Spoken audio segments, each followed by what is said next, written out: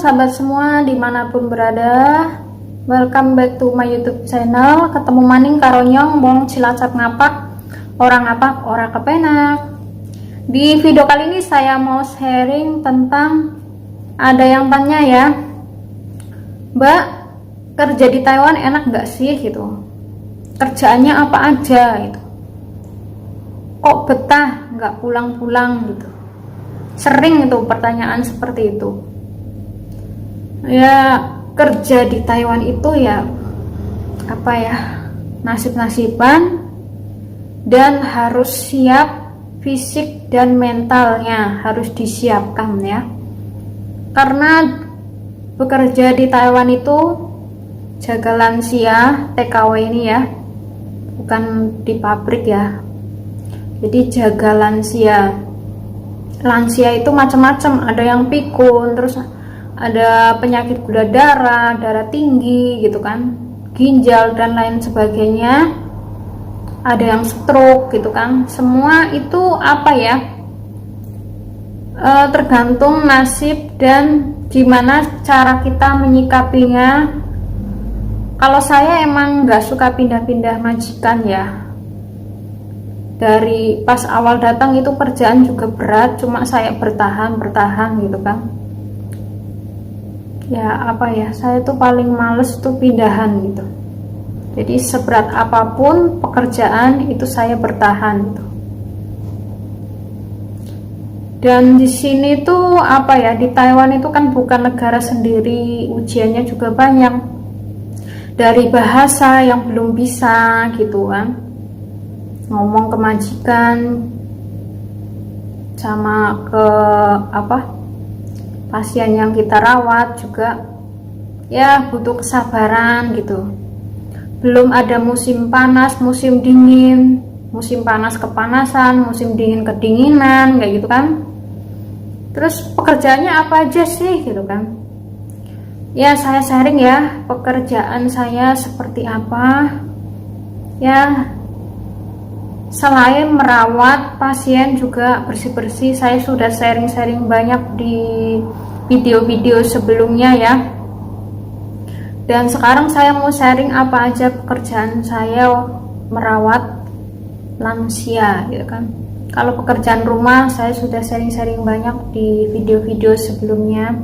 Terus cara nyuntik insulin juga saya sudah pernah gitu kan. Tapi ini kali ini saya mau sharingnya pekerjaan harian ya. Pekerjaan harian seperti apa? Nah, ini pengalaman saya waktu pertama kali kerja di Taiwan selama 3 bulan merawat pasien yang sudah stroke, lumpuh total, diabetes. Jadi seperti ini pekerjaannya ya, sudah saya tulis.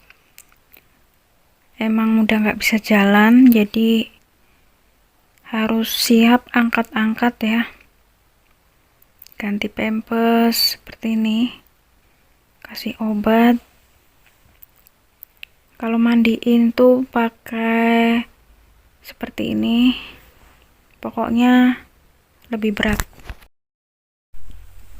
Pekerjaanku di Taiwan antara lain antar nenek ambil sampel darah dan urin sebelum periksa ke dokter. Misalkan periksa dokternya hari Kamis, ambil sampel darahnya itu hari Selasa. Ini rutinitas pokoknya sebelum periksa dokter ya.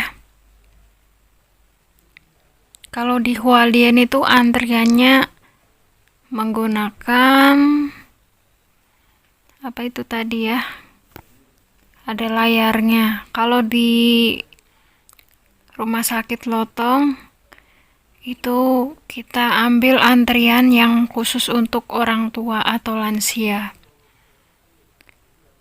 Nah, untuk pengambilan urinnya waktu awal-awal itu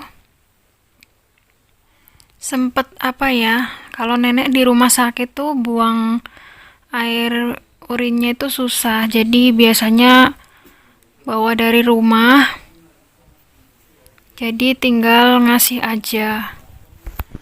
Nah, ini kalau periksa dokternya untuk nenek tuh macam-macam ya. Ada periksa dokter diabetes, dan ada juga ginjal. Dan ada periksa dokter lainnya sesuai keluhan nenek ya. Nah, setelah pulang dari ambil sampel darah, bikin sarapan untuk nenek ya. Karena kalau pengambilan sampel darah itu kan nggak boleh makan. Harus sebelum makan baru diambil darahnya ya. Setelah selesai ambil darah baru kita boleh makan. Ini sarapan untuk nenek tuh simple.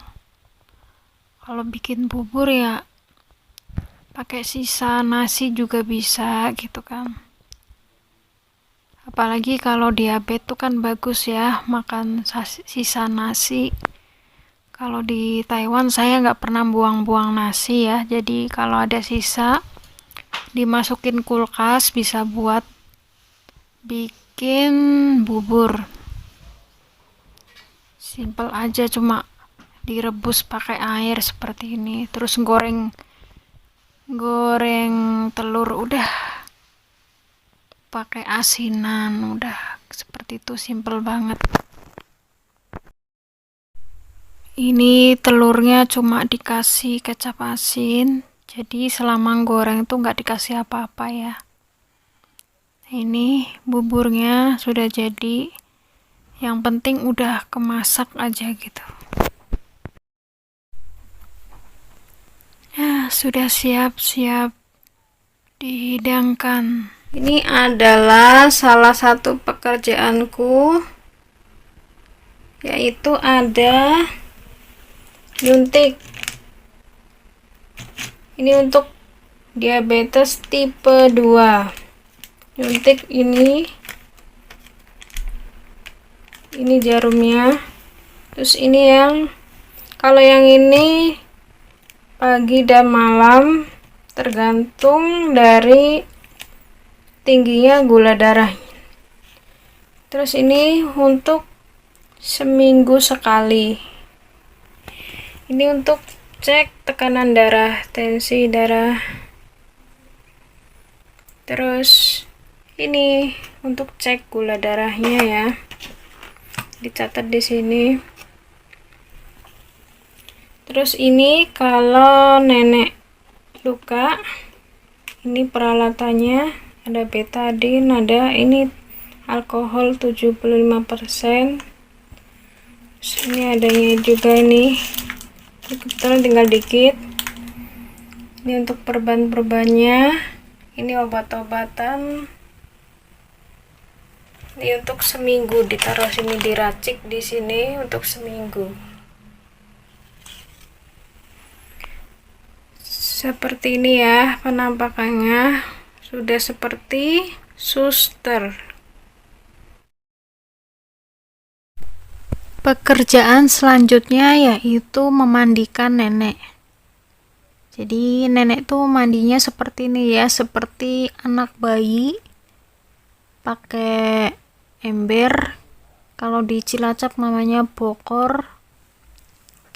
Jadi nggak pakai langsung showernya ya. Jadi dipisah. Ini yang bak kecil untuk cuci muka. Nah, ini kalau musim dingin dinyalakan pemanasnya biar nenek nggak kedinginan. Nah, ini kalau mau keramas atau sampoan, cuci rambut, disiapkan. Kalau nenek itu keramasnya itu ya nggak mau langsung diguyur dari kepala langsung gitu ya. Jadi pertama kepalanya dulu dikeramasin, baru nanti selanjutnya mandi. Jadi dikeramasin sampai 3 kali bilasan. Ini sampoan ya, terus dibilas pakai air bersih, nanti sampoan lagi, nanti dibilas Biasanya untuk ketiganya itu dipakai apa ya, kondisioner gitu bagian ketiganya. Habis itu dihandukin, setelah itu dikeringin pakai hair dryer. Setelah rambutnya dikeringkan pakai hair dryer, kemudian baru dimandikan seperti biasa. Kalau nenek itu harus duduk di kursi ya, karena sudah nggak kuat berdiri ya, jadi kita harus memandikannya seperti ini. Kalau nenek itu kata dokter, kata suster, itu nggak boleh keseringan pakai sabun mandi. Jadi untuk hari-hari itu ya mandi aja, cuma diguyur-guyur, digosok ya badannya, tapi nggak pakai sabun ya, seperti itu ya. Ini hanya contohnya saja. Ini kalau videonya di fullin panjang sekali ya, jadi saya singkat aja sampai di sini untuk cara memandikannya atau keramasinya. Ini videonya saya percepat ya, jadi sebenarnya mandiinnya itu, ngeramasinya itu sebenarnya pelan-pelan ya, tapi ini cuma mempersingkat waktu, jadi seperti ya cepet banget gitu, padahal nggak seperti ini ya. Mari kita lanjut pekerjaan saya yang selanjutnya ya. Pekerjaan selanjutnya yaitu potong kuku nenek. Ini jangan sampai si nenek tuh motong sendiri ya, karena nanti kalau motong sendiri berdarah, terus lukanya itu sembuhnya lama gitu, karena nenek juga punya penyakit diabetes ya. Saya itu pernah apa ya, ngalamin si nenek itu motong kuku sendiri. Kalau nggak salah ada 2 kali itu luka, tapi di bagian yang jempol kaki. Itu ribet banget ya, kalau mandiin itu kan harus dibungkus dulu pakai kresek, kalau enggak basah ya, nanti sembuhnya lama. Ini kukunya itu ada yang bagian yang sangat keras ya, dipotong tuh susah banget ya, seperti ini ya. Pekerjaan TKW Taiwan mengurus lansia.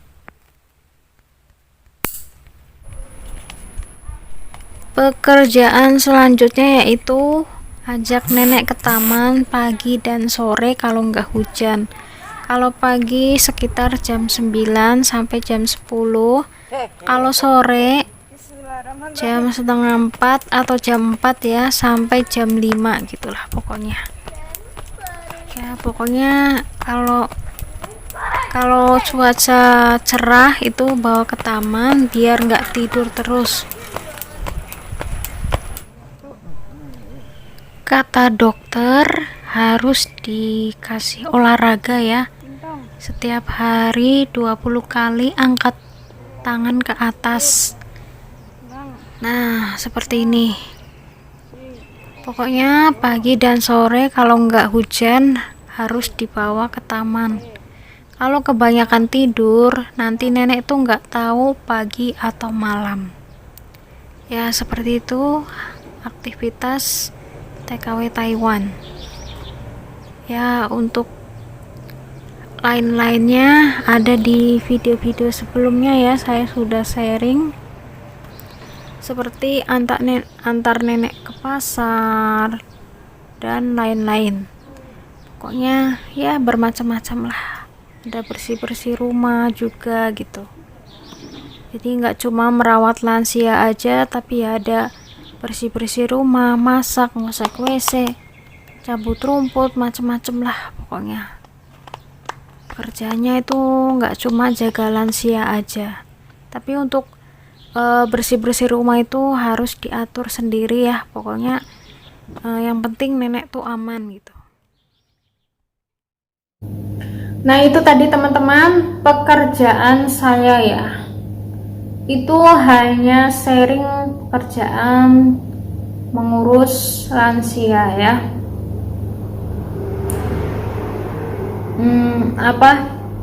Waktu di Hualien malah ada tambahan lagi, kayak bantuin ngurusin bos, tuan bos, karena stroke ya, jadi ada bantu-bantunya gitu kan, ada bantu terapi, ada bantu ya pokoknya kalau disuruh apa gitu ya. Jadi ada tambahan pekerjaan, ada juga bersihin taman gitu kan, rumput gitu, cabutin rumput gitu. Kita juga harus masak macem-macem gitu kan. Pekerjaannya itu nggak cuma merawat lansia aja, jadi ya harus sabar dan inget tujuan awal tuh apa gitu kan, ke Taiwan gitu. Makasih. Wassalamualaikum warahmatullahi wabarakatuh.